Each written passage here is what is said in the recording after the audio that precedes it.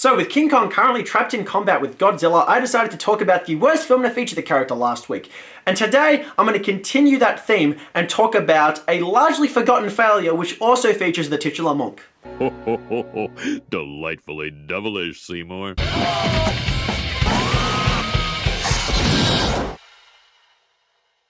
Yes everybody, welcome back to Delightfully Devilish, the show where we discuss films that all at once meet the criteria of being the good, the bad, and the ugly. I'm your host, Jukebox Harry, and today I'm going to talk about a film where the premise is literally about bringing King Kong back from the dead.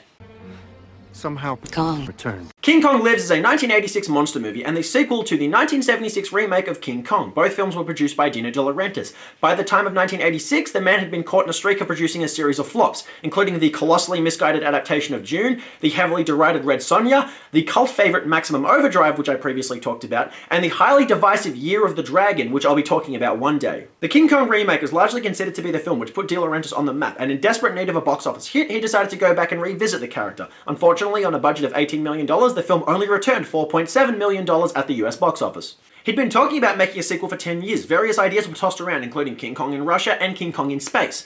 Unfortunately, what he ended up making only scored a 0% critical approval rating on Rotten Tomatoes. But just how bad is the film? Well, let's find out. After showing the climactic ending to 1976's King Kong, we cut to 10 years later, and the intro credits point out that we've actually gotten director John Guillermin, the director of the 1976 King Kong remake, coming back for the sequel. For the record, I thought the King Kong remake was trash, but I'm still surprised they managed to get the same director back on board 10 years later. And leading the cast is Linda Hamilton, 2 years following The Terminator, but 5 years before Terminator 2. I'm sorry.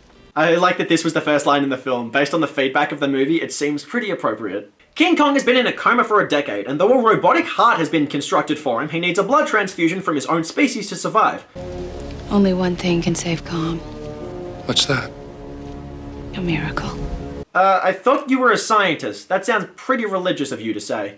Meanwhile, somewhere else in the world, an actor you've never heard of named Brian Kerwin plays Hank Mitchell, a man searching through the jungle who just so happens to stumble across yet another giant ape. Oh, how convenient. This is revealed to us 7 minutes into the film with no time given to hype it up whatsoever. It's a pretty accurate sign of the quality of storytelling that we've got to expect from this movie. The locals incapacitate the creature with blow darts before the scientists get a hold of Hank and try to purchase the creature. Did you say your beast is a female? Yeah? Females? Do you have to call them females? You're not a policeman. Okay, birds. Birds? All right, chicks. Chicks? Oh, hello, Elvis. No. We cannot bring a female here. I wonder if any of the writers saw the irony in having the female character in the room say that line. Well, what if the operation fails? Then another university will have the only living ape. The only living ape? I'm pretty sure there are other apes in the world. Like, have you never been to a zoo, Doctor? Hank flies She-Kong back to America. Looks like you and me better get used to being famous. And given that nobody has ever heard of Brian Kerwin, it's safe to assume that no one ever said that line to him. After pumping the female's blood into King Kong and decking themselves out in coronavirus masks, the scientists take their comically oversized instruments and perform heart surgery, which stretches on for a while. Naturally, it proves successful, with Kong awakening to the scent of the female ape. That horny son of a bitch. He smells the female a mile away. That was a line written about King Kong in what was supposed to be a serious monster movie.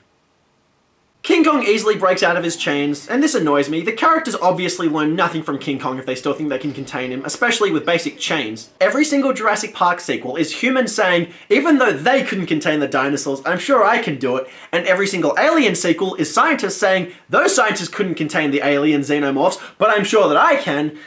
King Kong Lives is the same bullshit over and over. And this time they're not even trying, they just put chains on the guy and nothing else.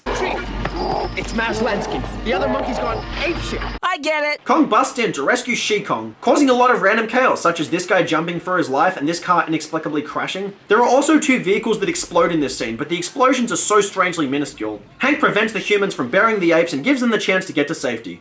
Ignorant bastard! We could have stopped him! Stopped him? You would have killed him! Yes, that was obviously the idea, Hank. Where do you think you're going? Same place you are. Oh, the hell you are! Yeah, he's right. Linda Hamilton went on to have a career including 3 Golden Globe nominations and the cemented status of being one of the most badass female action stars in film history. Brian Kerwin went on to end up in a film review where, while I was writing it, I actually had to keep Googling his name because I kept forgetting it. And it's a shame, because honestly, he gives a very solid performance in King Kong Lives. Our heroes team up to go and try to assist the apes as the army begins to close in on them, but their plan is quite unclear. If they're going up against the military here, they really need a solid plan. Now make sure every man's got a mask, and he's got it ready, right side up. When the choppers start dumping that gas, I want the apes dropping, not us. Yes, sir. Yeah, but if we learned anything from 2020, it's that Americans will not wear masks when the government tells them to. The film begins to turn into a weird animal romantic comedy as Kong and She Kong begin to strike up a romantic relationship. And it does not get better from here. Oh, Jesus!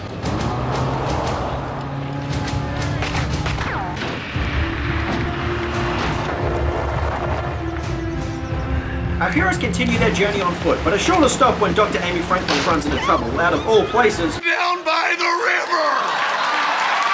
river! Linda Hamilton stops to change at one point, and to the credit of the film and the male protagonist, nobody stops to perv on her. So at least they got one thing right. Eventually they find the apes living peacefully together, so they do the typical thing and start fucking.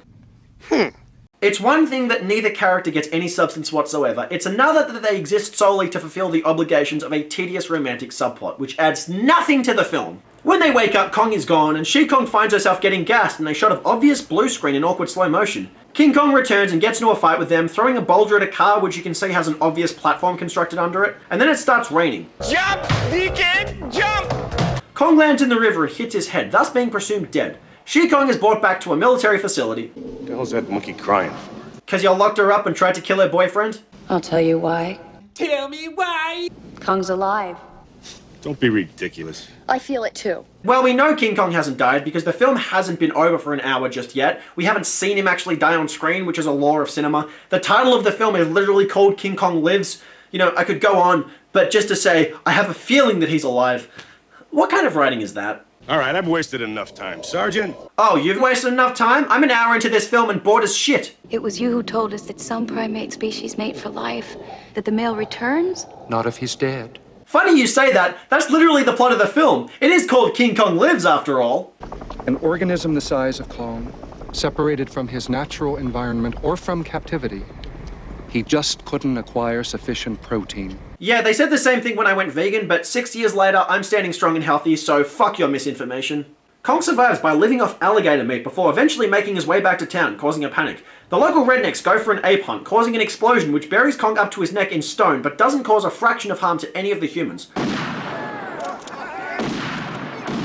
We're not in Pearl Harbor, Tom Sizemore. Stop randomly firing at the sky. Japanese planes are not inbound. Also, this scene suggests that while scientific intellectuals couldn't keep King Kong confined to a single location, a group of weaponized hicks could easily do it. Talk about Confederate egos there, people. After somehow getting trapped, Kong somehow easily breaks out of the boulder prison, and naturally he's pretty pissed off. That's got to hurt. I don't care where you're from. That is delicious. Finally, some good fucking food. Then Kong returns to town. Oh no! My dad's gonna kill me! Oh, don't worry, I'm sure you can find a model car that would easily replace that obvious miniature. See, right here, this should trigger King Kong to go on a monstrous rampage. We're meant to be watching a monster movie here, people. Moments like this just reinforce the idea that they're just playing King Kong off for comic effect, which is not what he should be about. It's gonna be dark. Really? Because the entire film has been pretty lighthearted so far. Kong eventually finds the military again. Despite unloading lead on him like a student in Sandy Hook Elementary, King Kong Lives never shows King Kong getting hit. So either they miss every single bullet from point blank range, or Kong is just suddenly indestructible. And predictably, this scene turns into an extended struggle between two sides, which is meant to be somewhat climactic, but since the rest of the film has been such a monotonous bore, it feels like nothing. And amid the confusion of this bore, our heroes break back into the military base. Get off your ass. Break in. What the hell's going on? Break in! Oh, I'm sorry. Hello, Mama. So King Kong is running loose, the military installation has been alerted to a break-in, and yet all this guy can care about is the fact that an attractive woman has suddenly shown up. This is the standard of writing for characters in the film, people.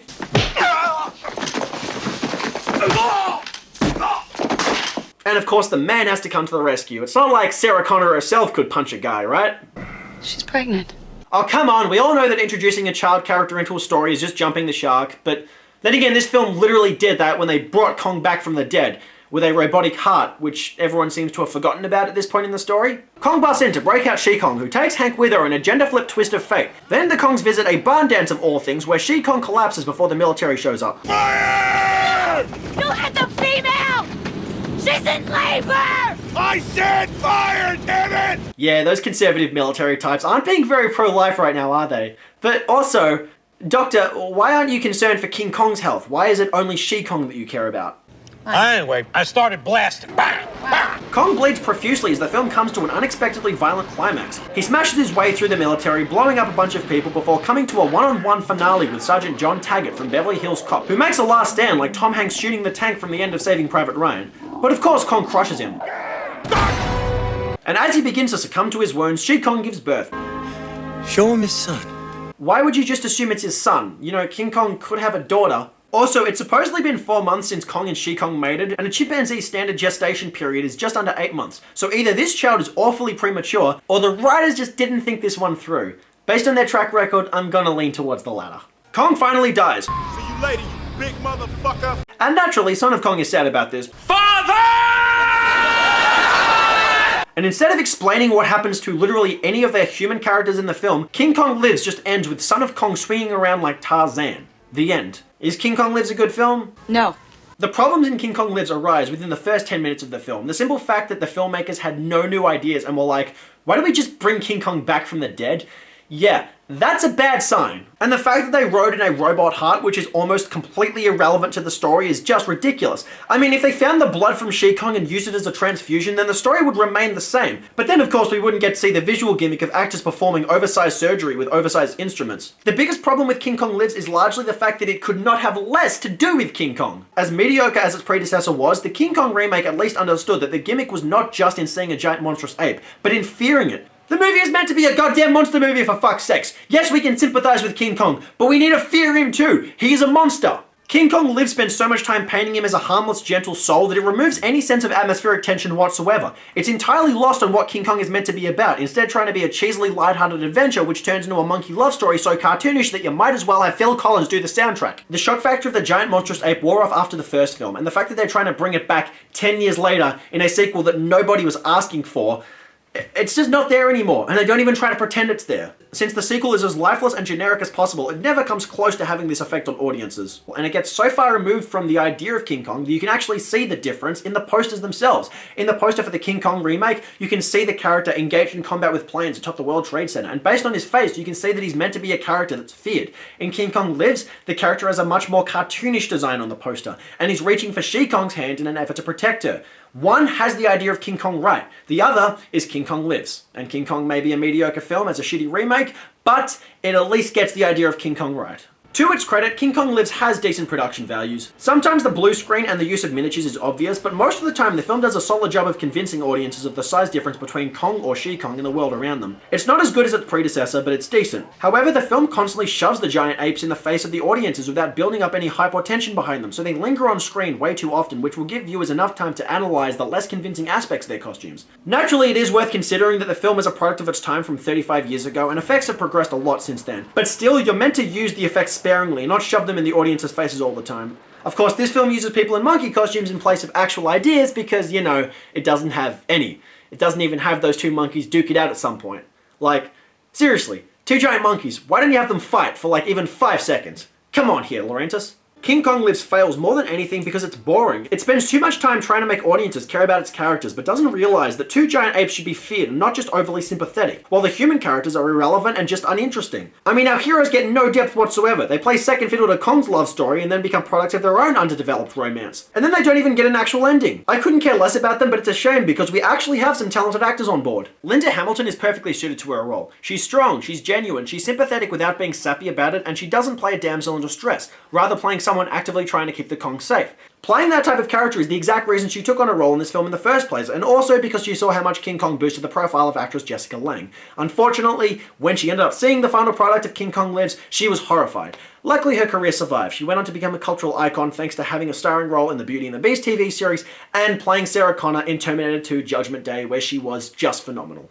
And then there's Brian Kerwin. I've joked throughout this review about my struggle to remember his name, but honestly, the man has talent. He has a cheesy masculine charm that harkens back to the protagonist from jungle adventure films of yesteryear, while also having a strong melodramatic timing. He hams it up occasionally without going overboard, and he's genuinely likable in the role. Brian Kerwin is a man whose talents are wasted on this film, but luckily enough, he took this role instead of Peter Weller, who instead went on to star in RoboCop, one of the greatest films of all time. So, in that regard, yeah, it ended up the best for everyone. King Kong Lives gets 1 incongruent resurrection out of 10 by turning the titular character from a fearful beast into a gentle giant who becomes the product of a very tedious love story. It loses any sense of what King Kong should actually be about before devolving into a tedious generic sequel that nobody asked for or was entertained by. And that does it for today's episode of Delightfully Devilish, you guys. If you want to see more episodes of this show, please hit that subscribe button. If there are any movies you want to see me discuss on this show, please leave them in the comment section below. Otherwise, until next time, I have been your host, Jukebox Harry.